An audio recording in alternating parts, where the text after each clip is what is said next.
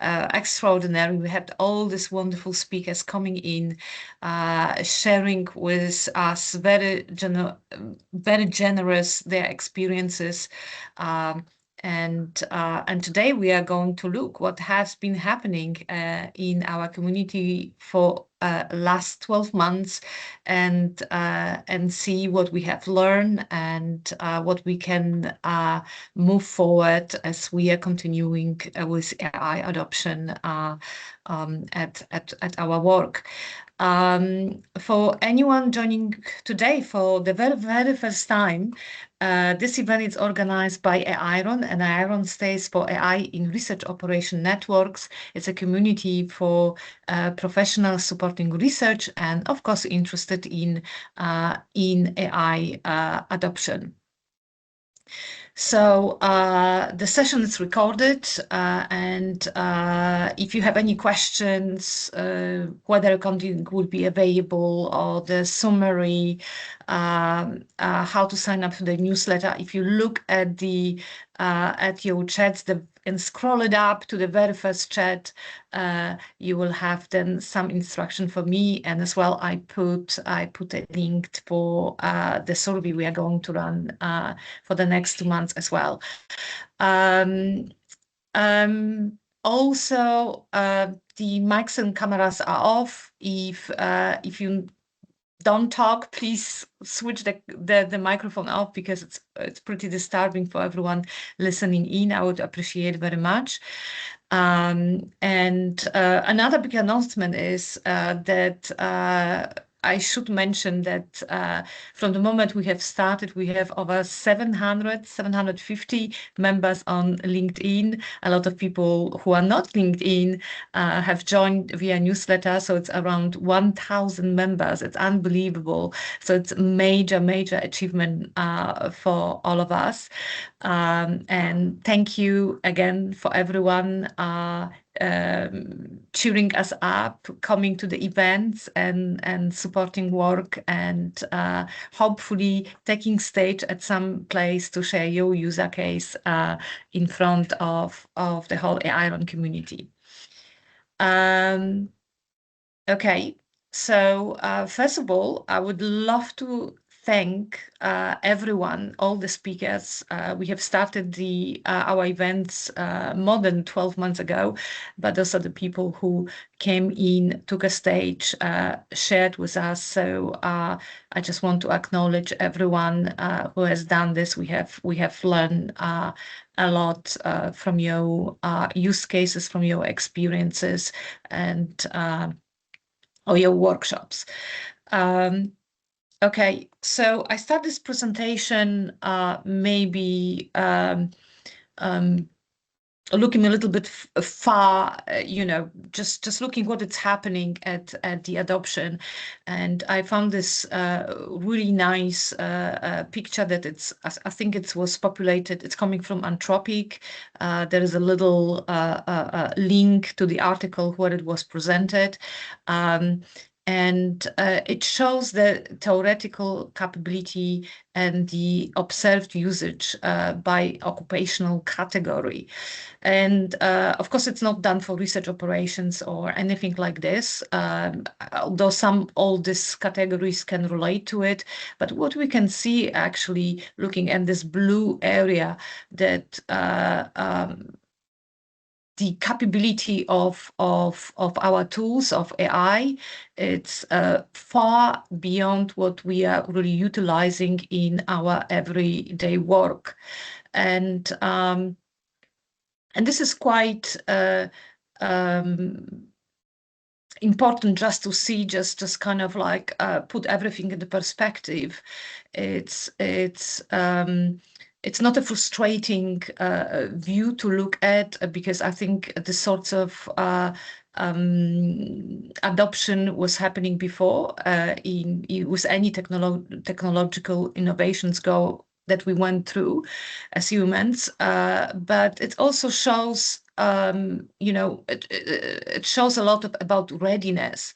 So if the capability it's there, it's available, we might still need to be more prepared and more ready to really advance in this field in the future as well.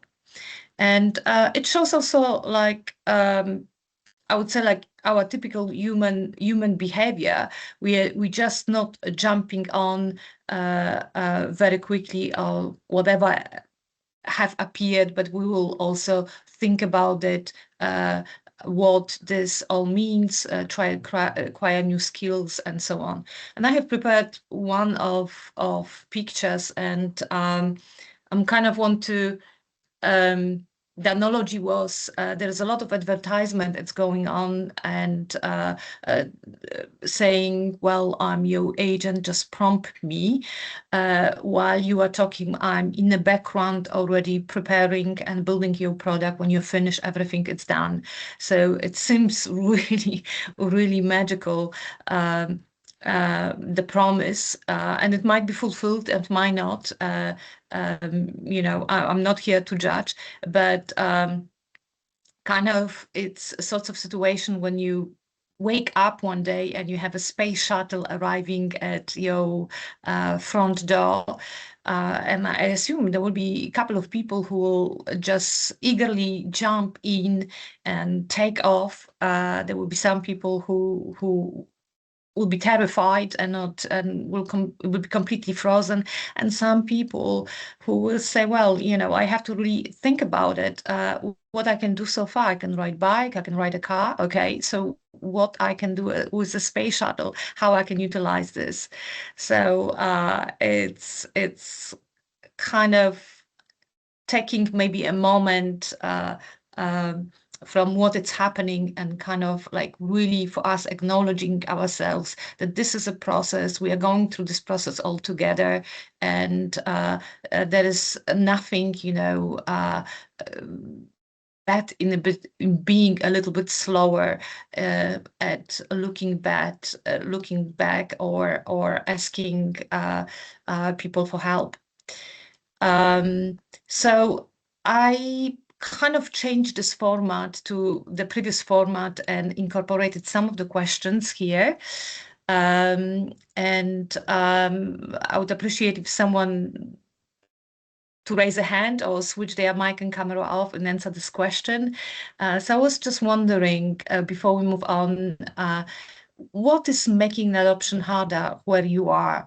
Is it skill? Is it trust? Is it workflow, a fit, leadership, policy, maybe something else? So I'll try to expand now the second window. Jeff, come on.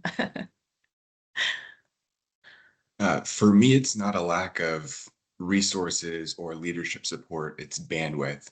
Finding the time to build these tools, to implement these tools, in addition to the other responsibilities that I have. Yeah, thank you so much. And it's really true, because for most of us, AI, it's not part of our job description. And even if you see any jobs being advertised, it's still the proficiency in Microsoft Office package. Barely anyone mentions AI. Anyone else? Any comment?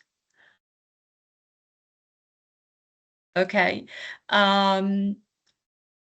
Let's then move on. So again, a little bit looking on where we have started and where we are right now. Well, for me, was the end of 2023 when the ChatGPT came out. I kind of got fascinated about AI, and I think everyone attending already knows the chatbots, what they can do. They work via prompt. You have to prompt, you get a response. Meanwhile, the responses are really, really good. And at the moment, I would say we are at the stage where we are able to create agents. And agents are basically able to do certain work for us, so we don't have to prompt. They will be designed to do a specific task. And for me, the analogy is like the model, it's a brain. and then you have the body, the corpse, where you can put the knowledge, where you can put the instruction, and then you have the limbs, basically the connection to all the tools you're working with, to all your apps.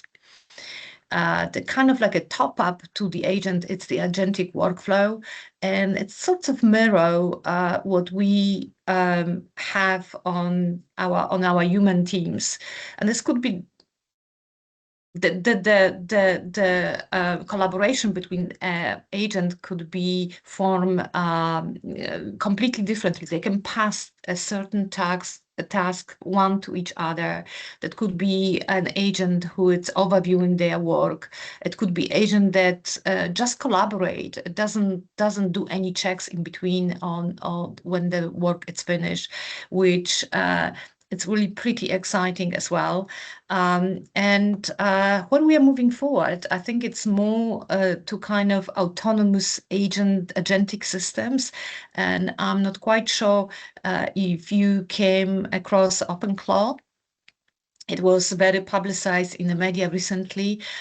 Really wonderful system that takes over all of your apps and work and to produce work, and it thinks also for itself to come to an outcome. It's not safe yet, so I have to say that, but I'm pretty sure that down the line in a couple of months we have a good option on the market.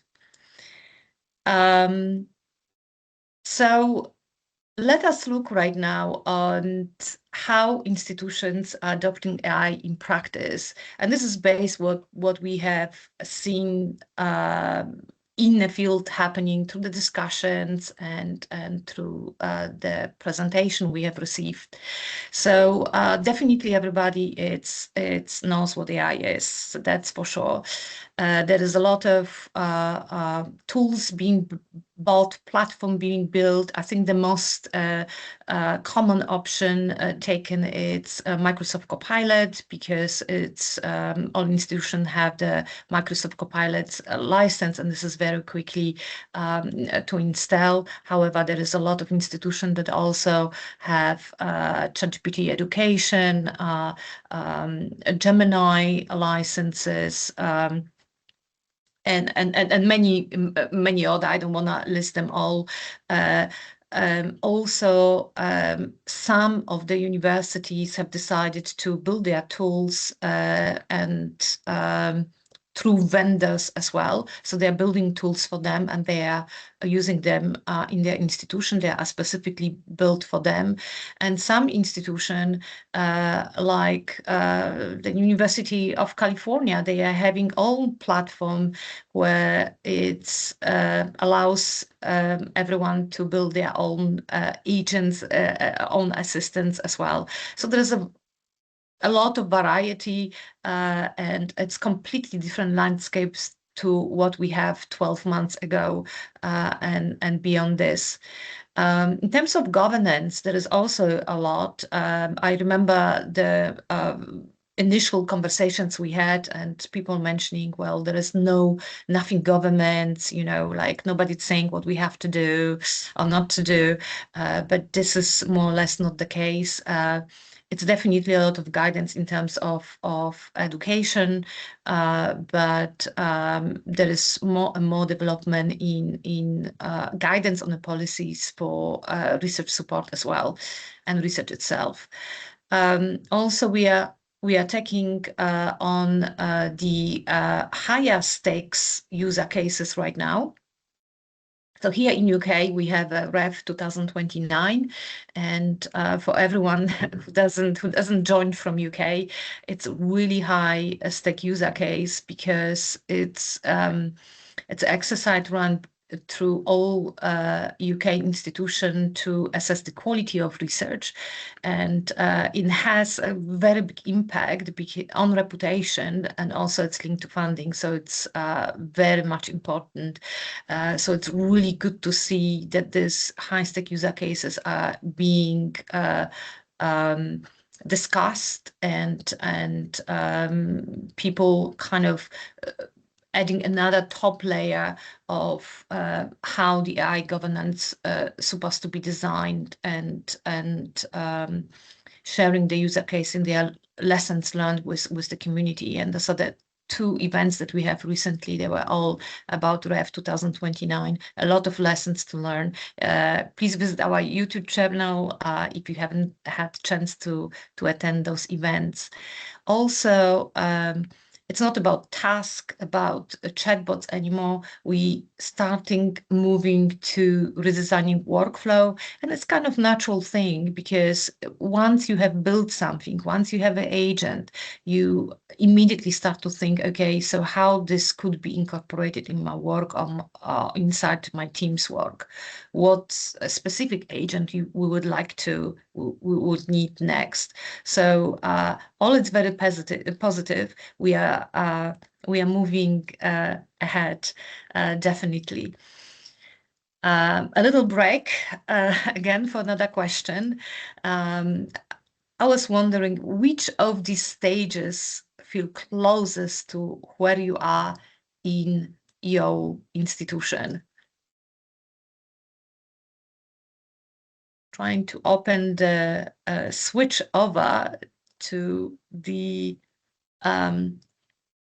other window, but it's completely gone for me. So if you could just,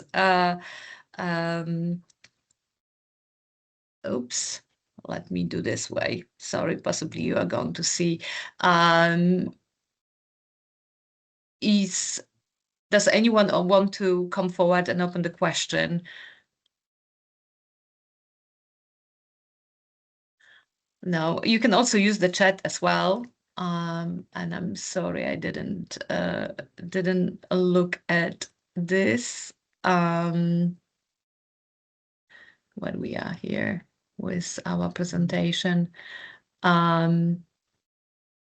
Okay, it started now from the beginning when you switched the field. I'm sorry about that.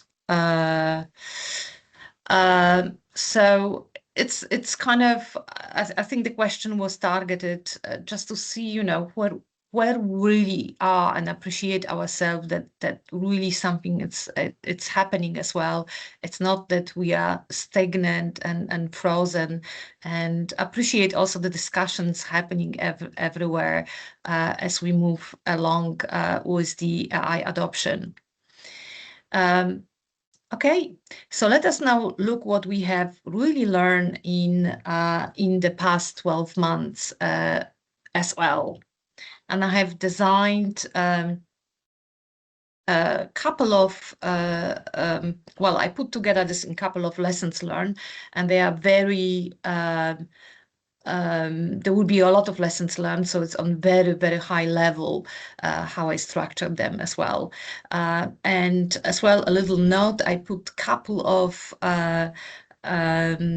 citation from our speakers, not from everyone. It's not that they weren't good, but there were just a couple that relate to the specific slide as well. So first of all, the lessons learned, lesson number one learned was that AI adoption works best when it starts with a real problem to solve. And a lot of people starting get like fascinated whatever use case they could look, but they don't look where the real pain point is in their workflow. So it's also really good to sit down and see, okay, where is the real pain, where there's a lot of frustration, where is a lot of time being wasted, and that would be really typical good cases for use of AI. I remember when I started myself on my position, it's in management, and maybe a little bit far away from research this example, but immediately I had it in my head, expense claim. we have one policy, but there is so many questions, there are so many changes, and it's so frustrating. It creates a lot of time to submit expense claim, and it's so frustrating if you haven't read or asked for something. So this is what I mean with this example. So it really works. AI, or if you start any project or setting up pilot, look for those, because it will be also easier to sell it, to get a buy-in, to get your team on board if you save something that it's beneficial to everyone. It's also, like the practical user cases, they work very well than abstract strategy. So saying, we have to adopt AI, we have to increase use of AI tools. You cannot really process this or incorporate in your work unless you really touched and build something and look at your workflow. And also it feels very relevant, and whatever it's relevant to everyone, people are much more willing to engage with. The lesson number 2 is AI creates the most value when it gives people more space for the work that matters most. And we all are being hypnotized by the word efficiency, speeding, doing more, less, more time, and so on. All is good, actually, but it's looking from the conversation with what we have, actually the use of AI and where it created more value was the increasing quality of our services we are providing to others. To allow a stronger judgment, because you were able to research very quickly vast amount of information, pull something together. It was also stronger judgment if you have produced some outcomes for decision that had to be made based on your report. It allows also for better communication, and of course we are extremely busy sometimes. Summarize a case together. We don't have a lot of time, so using AI allows a kind of very nice to put up very sleek and nice report that it's informative and well received as well. And also it removes the friction. It allows to move the friction from the processes that are basically frustrating, that create bottleneck, and allow us to do work we care for as well. And I would say be more humans, be more human again. I have now another question, just looking at the time, so we're on time. So the question is, if AI saves time in your team, where would you most want that time to go? And I think I have to, if anyone could come up and answer this question, I would be also interested to know if you have maybe different opinion, or you would say, yeah, it will be what I'm care most about in my work. I'd spend more time with my family. Yeah, that's a really good reason. So it's kind of like, whatever we as humans prioritize, set the priority for in our life, and it's pretty important also at work as well, and allow us, and it's beautiful that with the tool to create a space where you can pursue the things you are caring for. Okay. I think Julia, Oh, Yeah. thank you. Thanks, Anna. Actually, if I may, if there's time, I had a question for you. I'm also a research manager rather than a researcher, and I was just really interested in the reference you made to using AI to save time and expenses. And I just wondered if you'd be able to tell me a bit more about that. But I don't want to hijack the meeting if there isn't time to go into that. Yeah, yes, of course. It's kind of like I want to make a example on, a lot of people will say, well, I wanna hold the AI. If I have the access and the license, it has to be something, higher level. And we do all this work, but sometimes, this bottlenecks, frustration, time spent come for something that you might say, well, it's not trivial, but it's not the use case that you will consider immediately going on. There is, I spent in my role, I spent a lot of time approving different things. One of them is also looking at the expense claim. There is a lot of questions.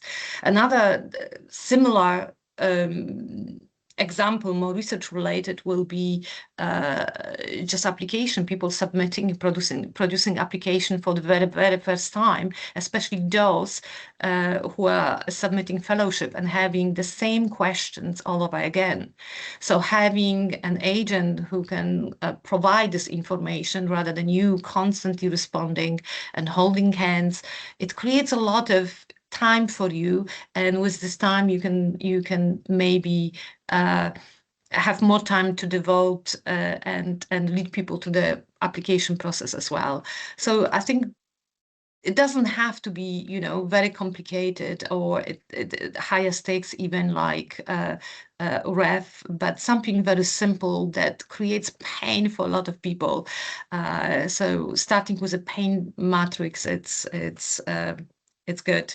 I'm not Thank you. quite sure That's if I yeah. answered the question. No, that's really useful. Actually, it gives me a lot to think about. As you say, think about not necessarily massively high level things, but kind of the time consuming regular things and actually where you could add value to your workflow there. So that's really helpful. Thank you. Yeah, thank you. Sorry, I'm doing the switching in and off between my PowerPoint, and I have to start this slideshow back again. Think again where we were. I think we have lesson number 3 now. So human judgment becomes more important, not less. This is something we more and more realize about ourselves, where we actually fit into this. So AI can help us draft, summarize, organize in a very quick amount of time.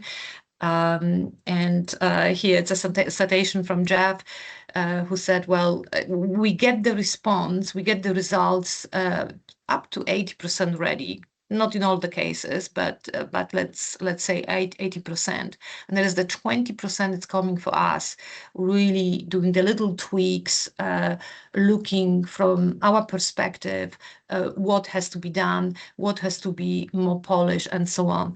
And it's because actually we cannot blame on AI later on when we submit a report to someone and say, well, it must have been AI mistake, or it must have been hallucination. Actually, we are really responsible for what we present and for what we use AI as well. We are accountable. We are also accountable if you build agent and put it out there. It's not, you just let it go. You are responsible to who you assign the agent to, what information you put in, how the information was used, etc. So it's a lot of responsibility that it's common in, and basically the common sense, our experience, our judgment, it's very, very important here. Lesson number 4, the real shift, it's not just in prompting better, it is rethinking how work actually happens. And I'm not quite sure if it seems like a long time ago, but there was a lot of discussion about prompting. There are several prompting frameworks. I came and tried to apply all the frameworks as well. And of course, better prompt, it's better result. I don't want to deny this. Meanwhile, if you are a bad prompter, you can also use AI and ask AI to create a better prompt and advise you what you haven't done it. But the best invention actually for myself was the little microphone where I could finally speak and provide all the context information rather than writing and saving all previous prompts. So we kind of sorts of this discussion still ongoing, but quiet now, a little bit quiet, because we are a little bit more advanced in adoption, and we're starting to move to really redesigning the workflow and starting to look, okay, so we have the possibility, we can use AI now. Now, what do we do? Where does it really help us? How do we work as a team? Where we can fit AI in? And this is where also the discovery is then where the AI and contribution rather shifts to the role of assistance rather than a side tool that you can use from time to time.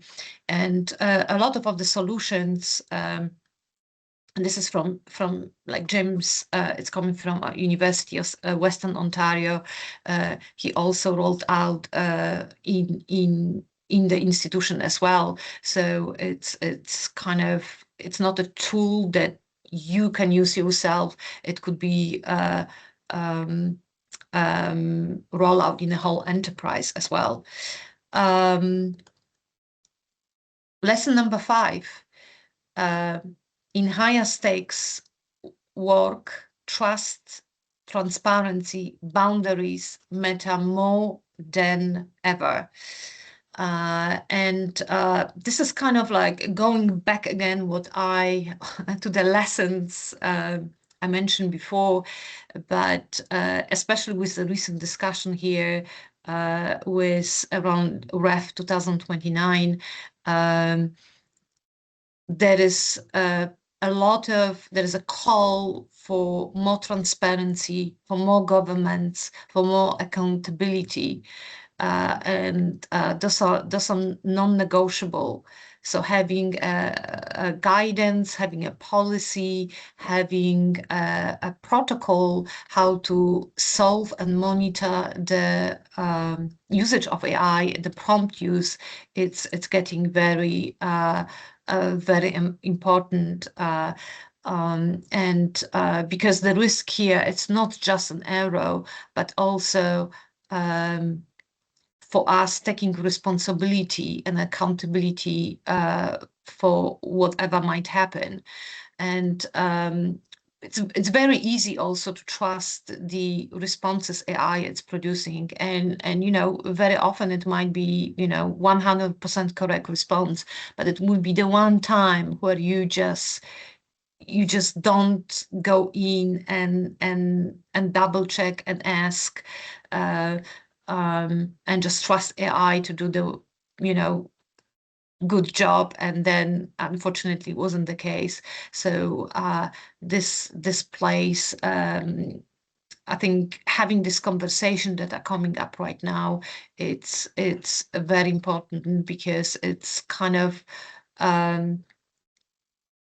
raises the importance that the AI, it's not just a tool. It's not something we get assigned license to from IT, but something part of very responsible and work that can create a lot of impact. Okay, the next lesson, it's lesson number 6. Capability building matters as much as the technology itself. And this is also the realization, as the first was the race. Okay, we really need to use AI, so we need the tools. we need Copilot, we need, licenses and so on. But then a lot of people now realize that there is a little bit more coming to it. You have to be really capable of using these tools, and the confidence of using these tools also raise with being able to safely experiment and having like a foundational AI literacy as well. Also, another thing that was mentioned in the presentation, and what we see as well, and this is why AIRON exists as well, that the institutions or the teams are moving faster when the teams are structured to learn together. When there is a learning environment within institutional AI groups, we have there was several institutions or some individuals are started AI group as well. So where you can kind of discuss all your question in regards to AI, and I think this possibly will move to AI clinic, where you can go and handle your misbehaved agent and ask why it doesn't work. So yeah, it's very interesting development. So I'm just wanted to check if there are any questions. Sorry, again, I will have to switch my screen. I was just wondering if anyone have the comments to the lessons learned so far.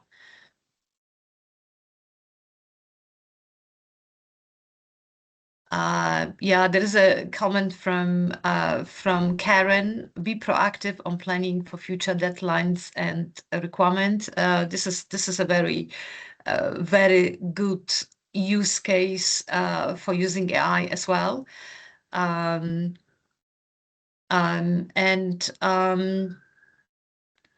Okay, so it looks like everyone is a little bit quiet. Let's go back to the presentation again.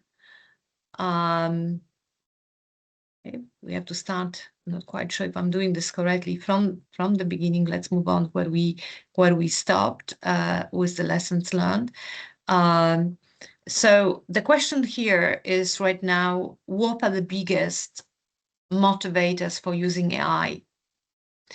And a lot of time, our presenters or speakers mentioned that it saves a lot of time, especially to doing the work that it's repetitive, answer the same question, answer the same queries. This is a very useful case for using AI. It's also making our communication clear, output stronger. Not all of us are very good in synthesizing language or putting very quickly a timeline together based on several emails. And that's for example, people are very motivated to use something like AI.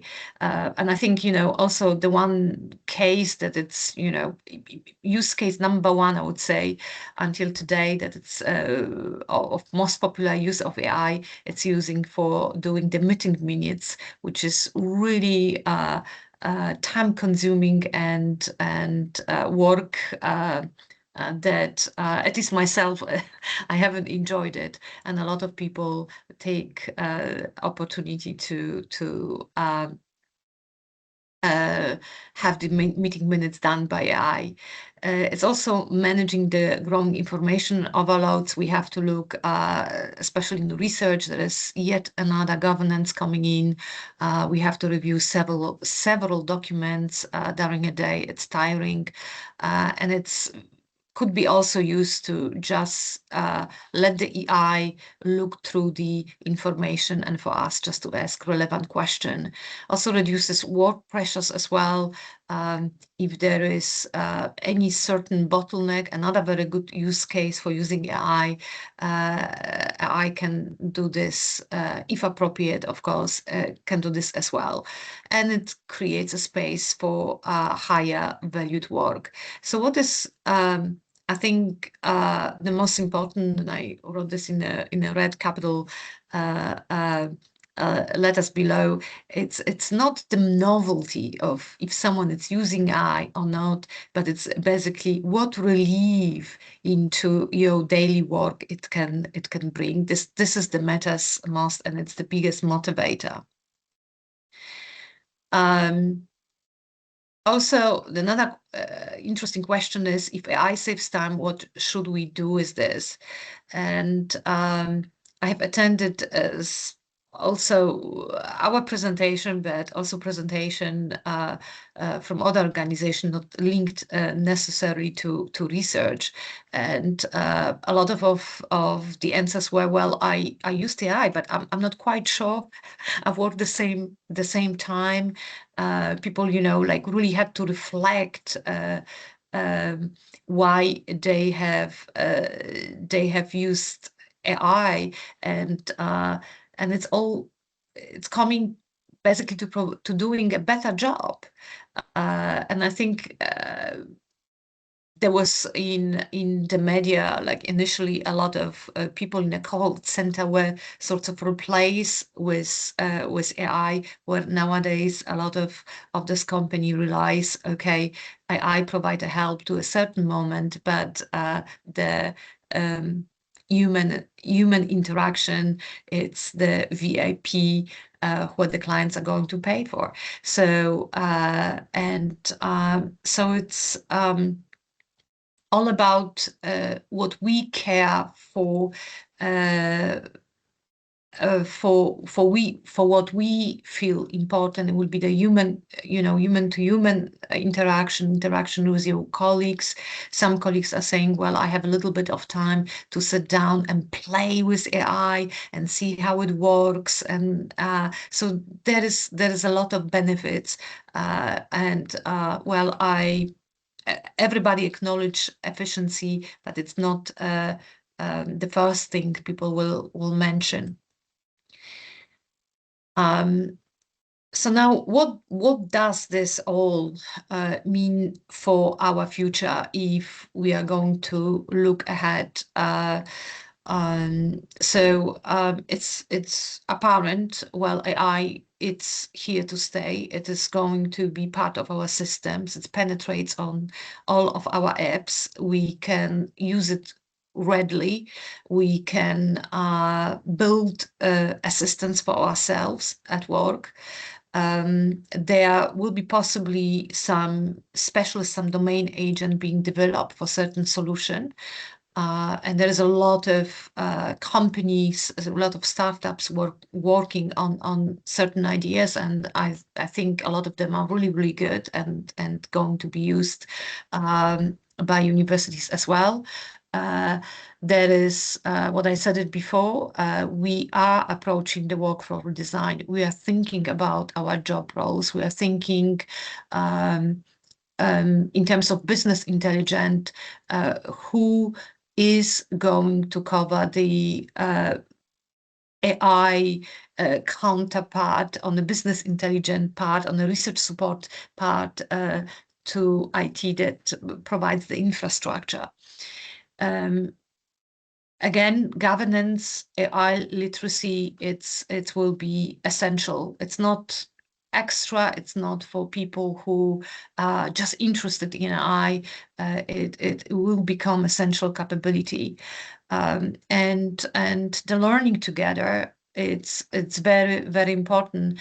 And I'm not quite sure if you are aware, but in November last year we have started AI in Research Operation Lead program. We had a 10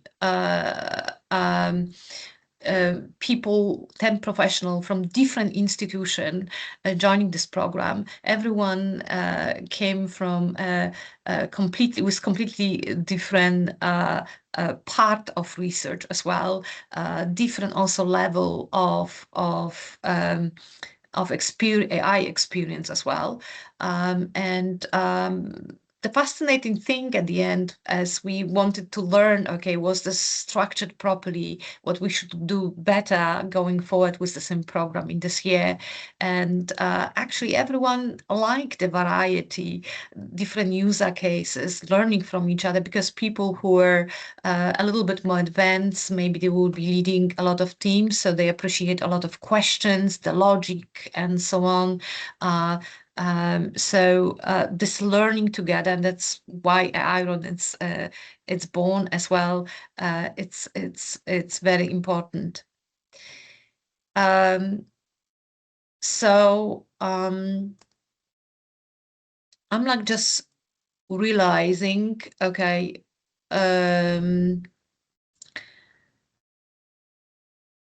me just go very quickly and check the time. Okay, so we are sorts of good in time.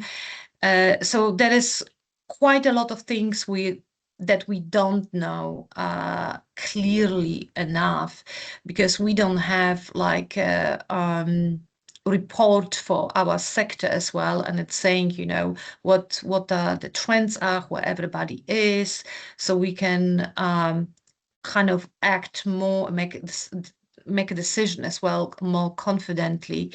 So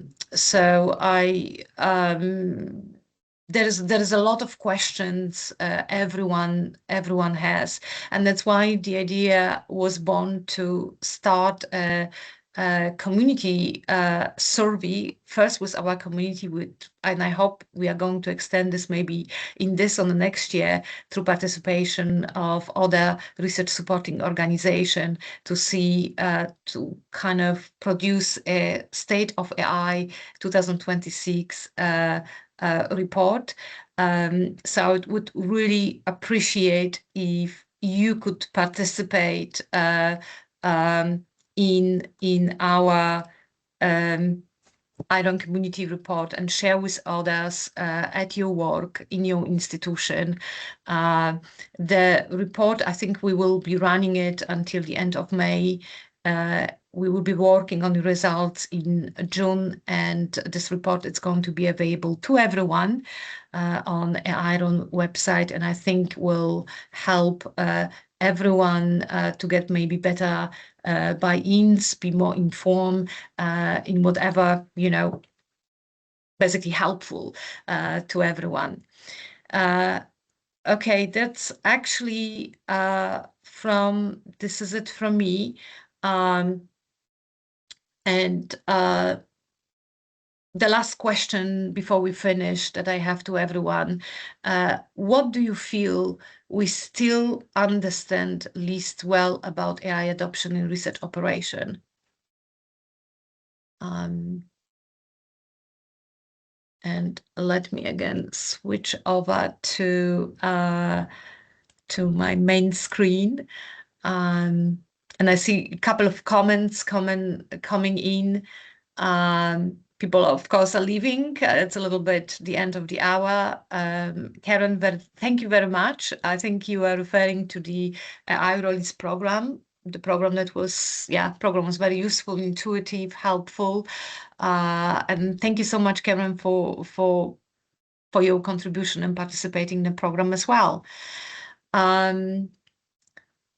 there any questions before we close our session today? Okay, I take the silence as no. I think everyone it's leaving. Thank you everyone for attending it. Thank you for contributing to our community, spreading word, making sure we all are filled in terms of our adoption, and And please look for our news. We are going to have a lot of announcement coming up, and I'm looking forward to see you at our future events. Thank you, everyone. Bye.